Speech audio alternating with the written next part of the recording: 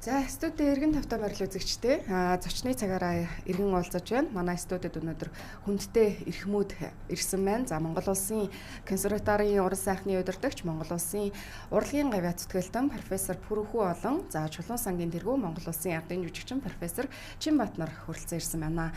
Хоёртоо өглөөний мэндийг хүргэе. Хоёр маань сайхан хаварчиж байна уу? Баярлалаа. Та өглөөний мэнд хүргэе. За бид өнөөдөр тоо хоёртойгоо түлхүү Чулуун гуай нэрмжит залуу хөгжимчдийн олон улсын 12 дугаар уралдааны талаар ярихаар байгаа. Тэгэхээр тоо хоёр маань энэ талаар бас мэдээллийг сонин хачин оройн санаа хачнаас бас нэмж ярангаа тий хэдүүлээ яриагаа эхлэе гэж бодож байна. За. Тэгэхээр энэ Чулууны нэрмжит сүрийн хөгжимчдийн энэ уралдаан бол их ач холбогдолтой уралдаан байдаг.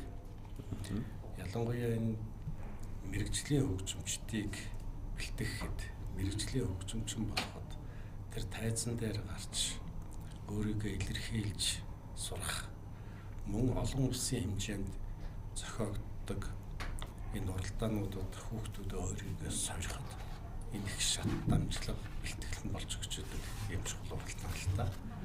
Одоо ингээд энэ 12 дахь уралдааны зөвлөм байгуулах гэж байна. Тэгэхээр энэ уралдаанд оролцсон одоо амжилт гаргаж ирсэн хүүхдүүд бол ерөөсөө олон улсын түвшинд очиод амжилт гаргадаг. За мөн одоо манай Дуур бичгийн эрдмийн театр юм уу, улсын филармони гэдэг энэ том оркеструудын дийлэнх хувийг энэ уралдаанд одоо тэргүүлж байсан, оролцож байсан хүүхдүүд бүрдүүлж байдагт бид одоо их талархалтай байдаг юм аа. 12 дахь уралдааны хизээнээс эхэлж байгаа вэ? Хугацааны хувьд хэдийн хугацаанд ямар үе шат дамжлагуудтай явж байгаа вэ? За мөн түнчлэн өмнөх жилүүдээс ямар одоо өөрчлөлтүүд энэ удаагийнх дээр явагдах байгаа вэ? Энэ талаарх мэдээллийг бас хамтдаа сонирхцгоё. За энэ удаагийн 12 дахь мэрэгжлийн уралдаан. Энэ бол мэрэгжлийн хөгжимчдийн уралдаан л да. Ер нь бол тэгэхээр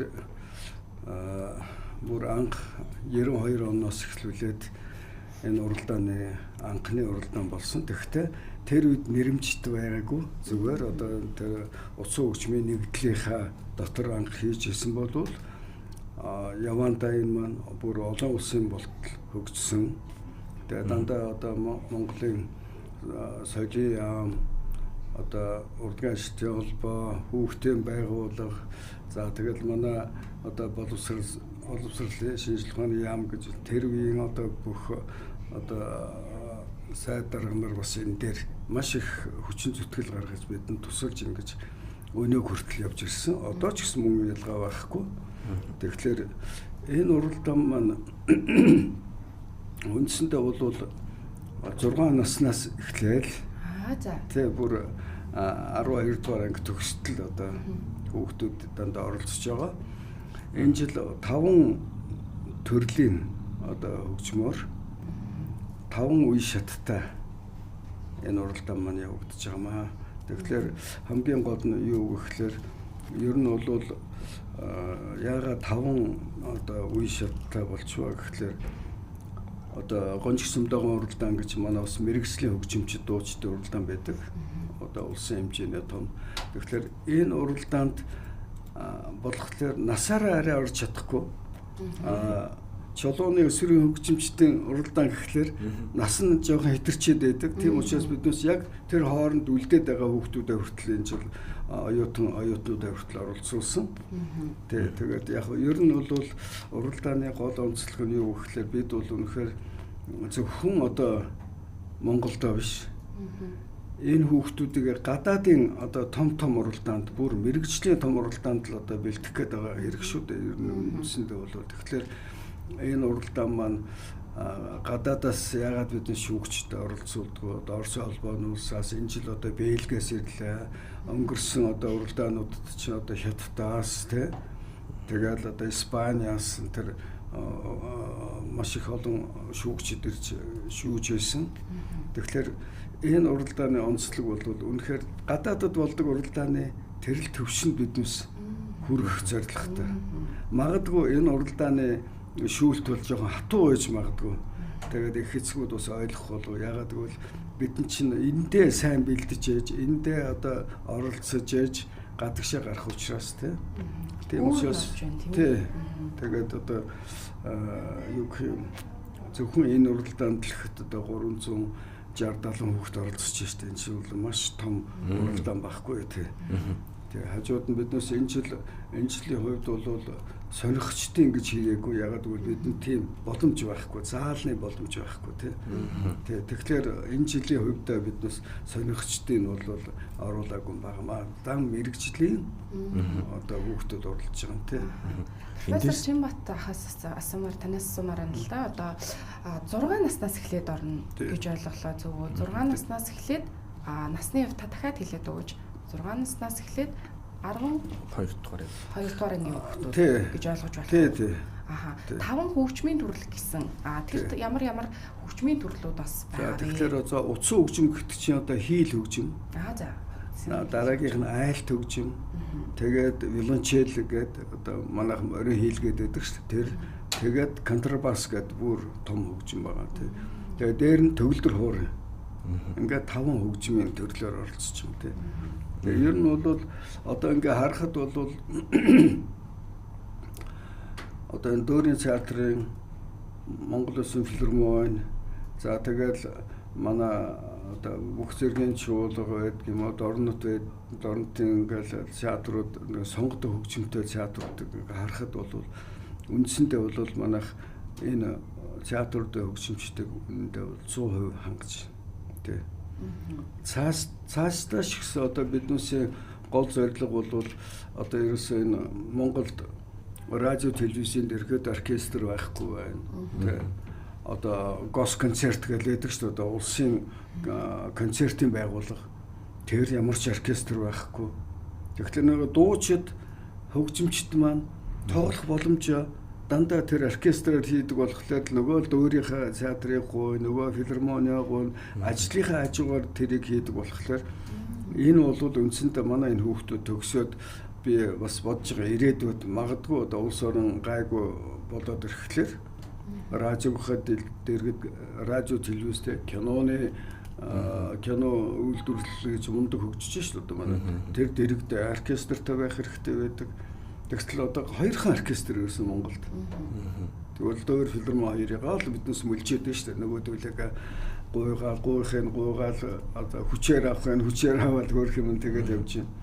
Тэгэхээр энэ юу бол бидний энэ бэлдээд байгаа энэ хүүхдүүд бол үнэхээр гадаадад бэлдэгдэж ирсэн хүүхдүүд маань энэ конкурсын ялагчид маань өнөөдөр Монгол Улсын консерваторийн одоо эрдэмтэн багш нар болсон явж байна. Тий. Өмнө нь оролцож байсан улсууд тий дандаа энэ уралдаанаас шагнал авч байсан улсууд одоо тэр багш нар маань бидний дараагийн үеийн багш нар маань одоо бүгд Монгол Улсын консерваторт багш болсон байж байна тий. Тэгэхээр одооны хүүхдүүдийн тоглох чадвар бол одоо өшөөл илүү чадaltaй сайн болж байгаа гэсэн үг. Биднээс гол онцлог тэр л дээ багш үний. Бид өөрсдөөсөө илүү сайн хүн бэлдэхгүй бол биднээс багш байхын хэрэг ерөөсөө байхгүй шүү дээ. Тэгэхээр одоо бидний энэ дараагийн үеийн одоо тэр залуу багш нар маань үнэхээр чадaltaй, үнэхээр тийм сайхан чадaltaй багш нар бий болсон. Тэгээд өнөөдөр энэ жюрид одоо тэр жюрид сууж байгаа багш нар ч гэсэн одоо тэр тэнхимийн эрхлэгчдэр нь сууж байна. 3 тэнхимийн эрхлэгч сууж байна. Дээрээс нь одоо манай хамгийн чадaltaй одоо хөгжимчид бас энд нь сууж байна. Гадаадын 2 шүүгч маань сууж байна. Тэр Бельгиэс нэг нь ирсэн, нэг нь Оросын холбооноос ирсэн тэр шүүгчд. Тэгээд яг би бол энэ уралдааны явцаас нэг юм анзаарч байна л да. Үнэхээр биднээс тэр Бельгиэс ирсэн тэр шүүгч бол жишээлбэл Чехад болдог их том уралдаан байдаг. Касианы нэрмжид уралдаан. Манайхан тэнд дандаа л одоо байртай дандаа тэндээс амжилт гаргаж ирдэг хүүхдүүд маань. Гэтэл энэний маш олон жилийн одоо тэр шүүгч бол энэ жил одоо манад ирж шүүж байгаа. Тэгэхээр нэлээд бас тэр хүн чинь нэлээд хатуу шүүж авах шиг байна л да. Бидээс юу яанаа л гэдэг багш нар санаа зовоод л байх шиг байна тий. Гэхдээ энэ яг ба ер нь хүн чинь өдөөдөл ингэж хатууж суухгүй болвол тэгээд одоо шагналыг бэлэг шиг ингэж өгөөд ээж болохгүй шүү дээ. Би бол тэрэн дээр нэг жоохон бас айхтар хатуу байхлаар нь би бас жоохон бодож ирсэн яана одоо нөгөө их хэсгүүд нь яаж байгаа бол одоо тий одоо багш нар маань яаж байгаа бол гэл тэрэн дээр бас их санаа зовж илээ. Тэгэхдээ энэ бол эцэс сонгодог урлаг гэдэг маань үнэхээр хатуу урлаг юм да. Маш их хөдөлмөр гаргаж ээж энэ урлагт одоо өөрийгөө зориулдаг ийм урлаг юм тий. Тэгээд энэ дээр Монгол Улсын консерваторийн одоо хамт олон багш нар за ялангуяа манай сургуулийн одоо ингээд уран сайхны өдөр төгс захирал за тэгээд бүх захирлын тэр доор байдаг эднээсийн доор байдаг бүх л хүмүүс энд бүгд айхтар хүчин зүтгэж байгаа. Тий. Бид нь чи цөмөөрөө хөдлөөд энэ дотор чинь тэгээд одоо заримдаа ч одоо энэ өсөгдөр гэхтэл одоо уралдаан шөнийн 12 цагт дуслаа шүү дээ. Тэгж бодглохлоор одоо үнэхээр одоо энэ бид маань нойр хойлгүй зүтгэж байгаа багш нартай нойр хоолгүй ингээд энд одоо оролцож байгаа хүүхдүүдтэй танаа одоо энэ сайхан нэвтрүүлгээр дамжуулаад би нэгдүгээрт амжилт хүсье. Хоёрдугаарт бас энд оролцож байгаа бүх одоо бидэнд сэтгэл санаа бүх байдлаар одоо дэмжиж байгаа хүмүүст нь баярлалаа гэдгээ хувьяасаа хэлье. За баярлалаа тань. Баярлалаа. За би бас эндээс нэг асуулт асуучих гэж байна. Олон улсын уралдаанд одоо оролцогчдын хүрээн за тэгээд оролцож байгаа улс орнуудын тухай мэдээлэл өгвөл одоо сая бас нэг олон улсын хэмжээнд бас бид оролцож байгаа хүмүүс байгаа гэдэг. Тэгээд эндээс биднэрт мэдээлэл өгвөл. Тийм ер нь уралдаан бол ингээ хүрээгээд хэлээд байгаа. Энэ нэг ковид гараад нэг жоохон завсарлсан. Тэгэхээр одоо өнөөдөр бол манай уралдаанд за Бельгиас байна, Оросын улманы улсаас байна, за манай улс байна, Солонгосоос хүүхд оролцож байна, Хятадаас оролцож байна. Тэгэхээр манай энэ нэг сургалтын онцлогтой их холбоотой. Жишээлбэл чи манай сургуульчин бол ингээд хөгжмийн их сургуулийн статустай боллоо шүү дээ. Тэгэхдээ түрүүн та нар бас нэг талдаа гайхсан байх. Энэ нэг шатлсан сургалттай консерватор гэж. Энэ бол энэ сонгогдсон хөгжимчин хийл төгөлдөр урчмал нэг 6 настай 1-р ангиас яваад 12 төгсөөд тэгээд цаашаа бакалавр, магистр, агсын төвшин рүүгээ явж байгаа байхгүй. Тэгэхээр ийм онцлогтой сургууль бол жишээлхэд Оросын улбаны улсын Новосибирскээс Оршаа хятадын Бээжин хүртэл ерөөсөй байхгүй. Ийм шатлсан сургалттай. Энэ цорын ганц сургууль биш бүр бүс нутагтай. Тэгэхээр энэ уралдаан бол бас энэ сургалтынхаа онцлогийг хадгалж тэрийг их хүчтэй харуулж идэг уралдаан байхгүй юу. Тэр нөгөө ингэж англиараа тэр бага насны, дунд насны ахлах руу ингээд шатлаад явж байгаа чинь нөгөө сургалттайгаа ингээд уйтсан. Тэгээд тэрийг идэвхжүүлж идэг. За олон улсад гараад очиод хүүхдүүдийн уралдаан тэмцээнд өөрийгөө сориход энд яг бэлтгэл нь болж өгчдөг. Тэгэхээр яг мэргэжлийн уралдаан олон улсад яаж явдггүй тэр жишгийг ингээ барьж идэг. Ийм онцлогтой уралдаан байгаа. Тийм учраас төр засгаас ч одоо энэ л бас анхаардаг. За сургууль маань ч гэсэн түрүүн Чимбат профессор хэллээ. Үнэхээр бид бол одоо хамгийн л одоо бүх боломжит хүч чадлаа энд бол ашиглаж байгаа. Жишээлбэл тэр Бельгийн шүүгччин тэр Ксени уралдаан гэж том уралдааныг шүүж идэх хүн ирж шүүж шít. Тэгэхээр ийм уралдааныг бол энэ цаашдаа төр засаг илүү их одоо дэмжиж энэ бол түрүүн би бүс нутгийг хэлчихсэн. Энэ дотор байж байгаа цорын ганц консерватортой бол их анхаарал тавих нь бол чухал. За одоо энэ удаагийн уралдаанд бол манай боловсролын ерөнхий газар, соёлын яам, тэгэл энэ мэргэжлийн урлагийн байгууллагууд бас дэмжиж шít. Жишээлбэл одоо бид нар 13-нд шагнал гардуулах ёслол гала концерта Дуурайбжгийн Эрдмийн театр дээр хийн. Тэгэхээр Дуурайбжгийн Эрдмийн театрын тэр найрлал хөгжим гэдэг чинь жишээлбэл 100% манай төгсөгчд. Тэр бүжиг нь 100% одоо сонгодог бүжигч манай төгсөгчд дөөрл одоо тижээгдэж байгаа байхгүй. Тийм учраас энэ байгууллагууд маань бас ингэж сайхан сэтгэл гаргаж энэ ирээдүйн авьяаснуудаа, ирээдүйн одоо тэнд байх албартнуудаа дэмжиж яваад бол талархалтай байгаа. За ингээд танаа телевиз, Монголын үндэсний олон нийтийн радио телевиз, Star TV, гээд одоо олон хэвлэл мэдээллийн байгууллагууд бас ингэ сурталчилж хүмүүстийн ач холбогдлыг ойлгуулж байгаад баяртай байна. За мэдээж хэрэг энэ чинь ганцхан төсвийн байгууллага хараад бүтэхгүй шүү дээ. Бараг 400-аад хүүхэд оролцож байна гэдэг чинь их том ажил явж байгаа байхгүй. Тэгээд энэ дээр ингээл одоо туушин компани зэргийн одоо бас аж ахуй нэгж байгууллагууд биднэрт бас дэмжлэг үзүүлж байна. Тэгээд энэ одоо дэмжигч байгууллагуудаа консерваторийн захиргаа агуулгын сайхны зөвлөлийн юмнаас бас талбарлаа илэрхийлэхийг хүсэж байна. Баярлалаа. Тэгэхээр энэ удаагийн 12 дахь чулууны нэрэмжит залуу хөгжимчдийн олон улсын уралдаан хугацааны хувьд хэдээс хэдийн хугацаанд үргэлжилж байгаа вэ гэдэг талаар. Одоо бол уралдаан яг бид нар бол 3-наас эхлээд 5 сарын 3-наас эрдэм шинжилгээний хурлаар эхэлсэн. Ер нь консерватор бол энэ мэргэжлийн уралдаануудаа дандаа эрдэм шинжилгээний хуралтай болгож байгаа. Энэ бол 4 сарын 3-наас. Тэгээд эрдэм шинжилгээний хуралтай нэг гэдэг бол судалгаан дээр суурилсан хөгжил дэвшил одоо энэ их сургуулийн дотор явж байгаа бүх үйл ажиллагаа чинь судалгаан дээр суурилж явах хэрэгтэй шүү дээ. Тэгээд энэ дээр бол жишээлхэд чулуунгаа хаан бүтээлүүдийг нэлээд гүнзгий манай судлаач судалж орж ирсэн. За уралдааны ач холбогдлыг энэ 12 дахь уралдаан хүртэл ямар замыг туулаад өнөөдөр хүрч ирв. Тэрийг олон улсын уралдаануудад жишсэн сайхан ихтгэлүүд гарч ирсэн. За ингээд 5-наас эхлээд одоо уралдаан маань эхлэе явж байна. Ингээд энэ маргаашаар бол энэ уралдааны төгсгөлийн шат хийгдэнэ. Ингээд 13-нд бид Дуур бичгийн эрдмийн театрт 18 цагаас шагнал гардуулах ёслол шагналтнуудын концерт одоо ориг олондоо төлөвлөх гэж байна.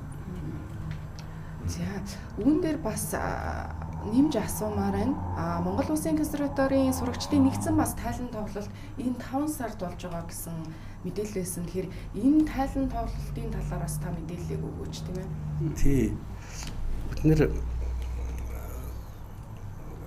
одоо жил дээр нэг консерватор бол өөрсдийнхөө сургалттай холбоотой хөгжил дэвшилттэй амжилттай холбоотой нэгдсэн тоглолтууд хийдэг. Тэгээд энэ жил бол бид нар бас Дуур бичгийн эрдмийн театрт 5 сарын 4-нд багш оюутнуудынхаа тайлан тоглолтыг хийх гэж байна. Тэгээд энэ дээр бол нэг онцлог байгаа.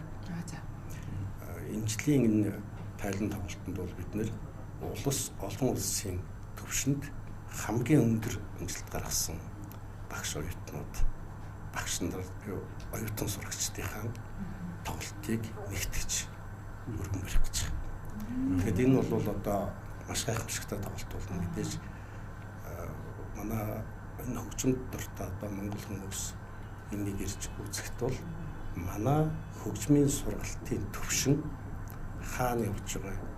Тэр авьяас бэлэгт хүүхдүүд маань өөрсдөө дамжуулж тэр олон улсын төвшөнд Монгол улсаа хэрхэн сурталчилж монгол хүний авьяас бэлгийг ямар өндөр төвшөнд тавьж байгаа юм бэ гэдгийг нэгтгэж үзэх юм ганц боломж бүрдэж байна. 5 сарын 4-нд 19 цагаас бид сургуулийнхаа нэгдсэн тайлан концертыг бас тоглох гэж байна. Энэ тайлан тоглолтод ер нь ямар төрлийн бүтээлүүд, ямар хөгжмийн зэмсгүйүүдтэй чиглэлүүд юм төлхөө тоглогдох багцсан байна. Мэдээж хэрэг тайлан болохоор сонгодог бүтээлүүд голцоо тоологдно. За энэ дээр дуучид оролцсон. Манай балетын бүжигчид оролцсон, ардын бүжигчид оролцсон. Тэ энэ дээр магадгүй одоо тайз маань боломжтой бид цирк оруулна. Тэ тэгэхээр ер нь бол энэ сургуулиас ямар олон байгууллага төрж гарсан гэдгийг биднээс бас тэрэндээ ингээд зургаар бас харуулах тийм бодолтой байдгийг. Ер нь тэр байтугай Монголын уран зураг болоод энэ сургуультай холбоотой. Тэ. Ерөөсөө энэ сургуулиас бүх л байгууллагууд төрж гарсан байдаг. Тэ. Тэгэхээр одоо энэ удаагийн тайлан дээр ихтэл одоо зөвхөн оюутны оркестр гэхэд чинь 80 гаруй хүүхэд одоо энэ дээр сууна гэсэн маш том оркестрлаа энэ. Тэгээ ер нь голцоо одоо манай Дуур филармонч нэг 50-60-аад л хүнтэй байгаа шүү дээ. Тэгээд 80-аад юу гарна. Үндэсний хөгжмийн оркестр мөн төдий чинээ том оркестр гарна. Дээрээс нь одоо хоор дуулна, сайхан дуучид маань дуулна. Тэгээд ер нь одоо энэ жил биднес Лувсан ширгуун одоо бас 100 жил болж байгаа шүү дээ. Тэгээд бид Лувсан ширгуун бас их орон гэдэг дууг бас энэ дээр ихшиглүүлэх тийм зорилготой байгаа. Ер нь бол манай сургуулийн одоо тэр бүх юуг ингээ нэгтгэх юм бол манай Дөрийн театрын тайз хүртэл одоо багдах гэдэг. Тэгээд ер нь бол биднес энэ дээр хамгийн багаас эхлээд ёстой 6 настайгаас эхлээд одоо тэр 60-70 настай багш нар хүртэл энд барах оролцох болов уу гэж би дотор бодож байна. Тэгээд ер нь тэгээд энэ сургуулийн аль ч сургуулийн тайлан ямар тайлангаар тэр сургуулийн одоо юу харагддаг л да төвшин ер нь харагддаг. Тэгэхээр биднээс энэ жил аль болохоор бас тэр төвшөнд нь одоо энийг хийх болов найруулах болов гэж би одоо дотор бодож байна. Бид бол тэнд нь одоо юугаар тусалж болох вэ? Тэрийгээр нь л одоо биднээс туслах болно те сургуулийнхаа тайланд те. Би профессор Бүрхүү танаас асуумаар байна л да. Одоо 6 настайгаас гэхээр их сонирхол татаад байна. Тэгэхээр та бас хүмүүс бас их сонирхож байгаа. Ер нь Монгол Улсын консерваторийн талаарх, сургуулийн талаарх мэдээлэл өгөөч. Одоо ер нь хэдийн орчим хүүхдүүд суралцаж байна. За мөн одоо хэдэн наснаас ямар боломжит байдлаар одоо эсэлт авдгийг те яаж авдгийг, шалгалт авдгийг гэдэг юм уу гэдэг ч юм уу. Тэр талаарх мэдээлэл эцэг эхчүүдэд бас их сонирхолтой байгаа болов гэж бодож байна. Тий, ер нь бол мадагч одоо 6 настай хүүхэд тэгэхээр нэгдүгээр ангид орж байгаа хүүхэд байж шүү дээ. Жишээлхэд эх жил нэгдүгээр ангид орох хүүхдүүдийг сая бид нэр хагас жилийн амралтаар шалгаад хүүхдүүд авцсан. Яг бол 5 настай хүүхэд нь шалгаад тэгээд эх жил нэгдүгээр ангид орохдоо жоохон бэлтгэл хангаж байгаад ороод ирдэг байхгүй. Таад маань хаавар шалгах ч юм. Тийм бид нар яг нөгөө мэдээлэл өгөөд манай пэйж чих юм та тэрүүгээрээ ч гэсэн дамжуулаад ингээд одоо хүүхдүүдэд маш их шалгуулж байгаа. Манайх чи харахад ингээд 3-4 том байшаа харагдаад байгаа боловч ганцаарчлсан сургалт гэдэг юм байна. Яг мэрэгжлийн сургуульч. Нэг хүүхэд нэг багш. За ингэхээр хөөрхий одоо энэ жил бол 5-600 хүүхэд ирээд шалгуулах гал ингээд 100-аад нь орж шít. Зарим жилд бол 1000 энэ төр хүртгий. Тэгээд одоо харамсалтай нөгөө хүчин шатал гэж нэг юм байна. За ингээд нэгдүгээр ангиас сая явна. Тэгээд эн чин бага сургууль, дунд сургууль, ахлах сургууль гэдэг бакалавр руу шилжиж шít. Нэгсэндээ тэр нарийн мэргэжлийн хөгжимчин бэлтгэхийн тулд ерөнхийдөө бараг 20 жилийн хөтөлбөр шít. Цаашаа магистр, доктор гэдэг явуул. Тэгжээс тэрний дараа энэ том оркестр сууж байгаа нэг хөгжимчний ардалж тийм хөтөлмөр орж байгаа. Тэгээд энэ цогц сургалтаа бол энэ тайлан тоглолтоор болдог харуулдаг. Шилдэгтэр нь манай чимд профессор хэллээ. Манай сургууль дээр ч одоо симфони оркестр гэдэг байна. Үндэсний оркестр гэдэг байна. Найрал хөгжмөд. Эднээс чинь Монголд байгаа хамгийн том оркеструуд байгаа байхгүй. Манай симфони оркестр жишээлбэл эсэлтээс шалтгаалаад одоо 3 жилийн өмнө 4 жилийн өмнө бол 120 хүрлээ шүү дээ. 120 хүний бүрэлдэхүүнтэй оркестр гэдэг чинь дэлхийн гранд оркестр байхгүй. Тэгэхээр тэр төвшин тэгээ багаслаа гэхэд 80-аас дээш. Тэгэхэд манай нөгөө мэргэжлийн урлагийн байгууллагч нэг 60 дотор л бүрэлдэхүүнтэй байдаг шүү дээ. Тэгэхээр ийм том бүрэлдэхүүнтэй оркеструуд байж байна. Дээр нь тэр ерөөсөө хөтөлбөрөө үзүүлдэг. Манайч тэр үндэсний бүжиг гэх нөгөөдөлд сонгодог бүжиг, үндэсний дуу гэх нөгөөдөлд сонгодог дуу. Тийм ээ, үндэсний хөгжим сонгодог. Дээр нь одоо циркийн сургуульч манай бүрэлдэхүүн хэсэг шүү дээ. Тэгэл энэ хөтөлбөрийнхөө л одоо гайхамшигыг хамгийн сор болсон дээжээс нь бид нэр үзүүлэх гэж бэлтгэж байна. За хоёроос маш одоо сайхан мэдээллүүдийг хэрэгтэй мэдээллүүдийг авлаа. Ямар ч тач ардын жүжигчин төрийн шагналт чулууны нэрэмжит залуу хөгжимчдийн олон улсын 12 дугаар уралдааны та бүхэн маань олон улсын хэмжээнд стандартын дагуу гайхалтай зохион байгуулж байгаа юм байна. За мөн түнчлэн 5 сард одоо мөн одоо консерваторийн тийм тайлан тоглолтоос болох гэж байгаа юм байна. Та бүхэн нэлээд ингээд бэлтгэл ажилдаа явж байгаа юм байна.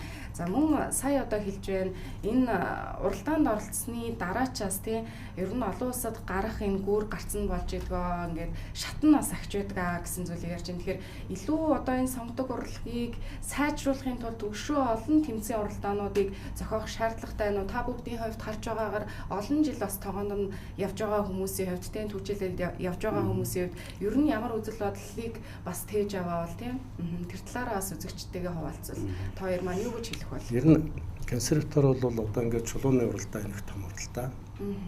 Ганцсуулаг нэрмжит бас төгөлдөр хөрч ноцсон хөгжимчдийн уралдаан бий. Шарвай нэрмжит хөгжимч дуучдын уралдаан, жамины нэрмжит морин урчдын уралдаан гэдэг яг энэ мэрэгжлийн төвшингийн том уралдаан консерватор шууд зохион байгуулагч нь байд. За бусад одоо улсын хэмжээнд зохион байгуулагдж байгаа уралдаанд мэдээж хэрэг одоо консерваторын хүүхдүүд бол 60-70% хамарч оролцож идэг. Тэгэхээр энэ уралдаануудаа их сайхан чанаржуулах, ялангуяа энэ их шатлсан сургалт үзүүлээд байгаа энэ чулууны уралдаан мэдээ ийм уралдаанд бол онцгой ач холбогдол тавих. Бас их олон уралдаан болчвол сарнина. Тэгэхээр ийм уламжлалт өөрийгөө ингэж нөгөө бүтц болгонд харуулж чадж байгаа энэ уралдаануудыг илүү сайхан чанаржуулах. За ингээд бид нэр мэдээж хэрэг санхүү эдийн засгийн жоохон хүчтэйхэн болоод ирэх юм бол олон улсын хүүхдүүдийг илүү их боломжтой оролцуулах нөхцөл бүрдэж байгаа. Ялангуяа ийм олон улсын уралдаануудад бид нээлттэй одоо урилгаар оролцуулах юм бол энд байгаа зардлын асуудлууд чинь бид хариуцах болдог байхгүй. Тийм учраас гаднаас оролцож байгаа хүүхдүүд жоохон багахан бид нар чинь нөгөө эдийн засгтаа төртөө жоохон багцархан оролцуулж шít. Тэгэхээр энэ дараа жилээс бол улам өргөжөөд мэдээж одоо төр зэсэг бол анхаардаг. Би илүү анхаарал ийшээ хандуулнаа гэж ингээ найдаж байгаа. Тэгээд энэ уралдаанд одоо нийт оролцогч одоо манай Чимбат багш бас энэ ч манай консерватор чулуун сантаа хамтарч хийдэг шít. Тэгэхээр их сайхан сэтгэл гаргаж бас сюрприз барьж байгаа. Ягаад гэвэл Дуурайгч Эрдмийн театрт зохиогдох тэр шагнал гартуулах эсрэг гала концертыг билетийн 50% хямдруулаад 30,000 төгрөгөөр хүмүүсийг үзэх боломж олгож байгаа. Энэ бол манай чулуун сангаас барьж байгаа бэлэг гэж бид нэр ойлгож бас дэмжиж хүлээж авч байгаа юм аа. Профессор Чимбат таны хувьд хэлээ. Таны хувьд бас яг бидний магадгүй асуугаагүй бас хэлмээр байгаа. Ер нь энэ салбарт бас хийж хэрэгжүүлмээр байгаа ажил байвал бас бидэнтэй хуваалцаж болно. Ер нь бол энэ сан бол зөвхөн л одоо энэ хүүхдээ уралдаанч биш. Ер нь бол залуу хүүхдүүдийн одоо уран бүтээлийг дэмжих юу байхгүй. Тэгэхээр энд бол зөвхөн одоо мэрэгжлийн хөгжимч биш. Энэ дотор сургуулиудын одоо хөгжмийн зэмсгийн хангамж, хүүхдийн цэцэрлэг гэл биднээсийн чулуун сангаас явуулж байгаа зөндөл ажил байдаг юм л да. Энэ бол дандаа гадны дэмжлэгтэйгээр хийгддэг тий. Жишээл одоо хүүхдийн цэцэрлэг гэж биднээс зүгээр хотод зөндөл цэцэрлэг байгаа. Гэтэл биднээс бүр тэр хотог өндөрт бүр нэг баг дээр хонгор гэдэг баг дээр биднээс цэцэрлэг байгуулсан. Одоо тэр маань айгүй сайн ажиллаж байгаа. Тэ одоо 12-3 жил болж байна л та тийм жишээтэй. Ер нь бол одоо зөвхөн сонгодог урлаг биш. Одоо ардын язгуур урлагийг одоо ховдын Эрдэнэ бүрэнд, ховдын төвд театрын дэргэд тэр одоо бидээс олон уралдаан тэмцээн явуулж, заримд нь одоо хөгжмийн зэмсэг одоо гардуулж заримд нь сургалтанд нь ямар материал хэрэгтэй юм тэрийг одоо ингэж гаргаж өгч тэр ийм өнөө зөндөө хийгддэг. Тэгэхдээ бидний гол одоо хамгийн том ажил маань энэ чулууны энэ уралдаан байдаг. Тэгээ энийг л одоо биднээс одоо төр засаг маань нэг өөрсдийнхөө юундаа аваад өргөлж одоо хийдэг болгоосоо л гэж би одоо мөрөөддөг тий. Тэгээ энэ бол болох байх л гэж би бодож байгаа тий. Яваанда тий. За маш их баярлалаа. Өнөөдрийн хүндтэй зочид та хоёрт маш их баярлалаа. Ирээдүйн ажил бус урлагийн их замнал эрүүл мэнд бүх зүйлд нь өнөөс өндөрт амжилтыг хүсье. Тэгээд манай зочдоор Монгол Улсын консерваторийн уран сайхны удирдагч Монгол Улсын гавьяа зүтгэлтэн профессор Хүрхүү байлаа. За манай чулуун сангийн тэргүүн Монгол Улсын ардын жүжигчин профессор Чимбат нар байлаа. Та хоёрт баярлалаа. Хэдүүлээ хэсэг хугацаанд үзэгчтэй завсарлаа. Тэгээд студид завсарлагын дараа эргэж ороод уулзгалаа. За баярлалаа. Баярлалаа.